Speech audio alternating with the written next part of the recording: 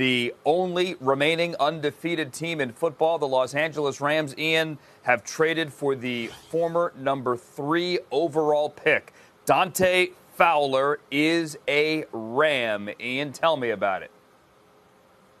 Yeah, this is a trade just went down a couple minutes ago. And actually, the Rams were one of the teams to watch here really all along. Had several people all day telling me that this was going to happen. And everyone I talked to there simply said, not yet, not yet. Waited for the price to come down for the Jaguars. They were asking for a second-round pick right off the bat. It ended up being a third-round pick and change for the Rams to get the pass rush help they were looking for.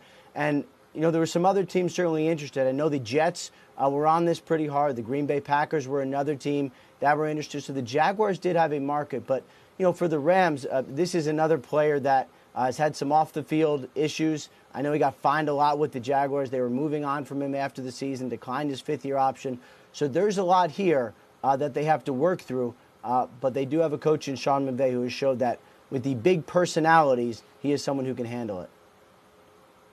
Ian, you're right that the price did come down for the Jaguars to deal Dante Fowler Jr. We've been speaking about this the entire afternoon. What I had heard as of this morning was that the Jaguars wanted a second-round pick and a fourth-round pick for Fowler. They ended up dealing him to the Rams for a third-round pick in 2019 and a fifth-rounder in 2020. Now, this is the guy who was the number 3 overall pick in the 2015 draft. There's no question he's got a lot of talent. And when you look at the Rams, of course, they have the best interior pass rusher that we've maybe ever seen in Aaron Donald, but in terms of their edge presence, they wanted to add a little bit of athletic ability on the outside. They were one of 4 teams, from what I understood, that were in on Dante Fowler today. It went back and forth. The Rams end up getting him, and certainly, again, Fowler's been a guy, as you said, Ian, who has been inconsistent in his career, both on and off the field, but has had some pass rush productivity, another explosive athlete on a Rams team that just cannot stop themselves from being aggressive in the trade market. And a Rams team as well here that stands to get something, although we don't know what yet, back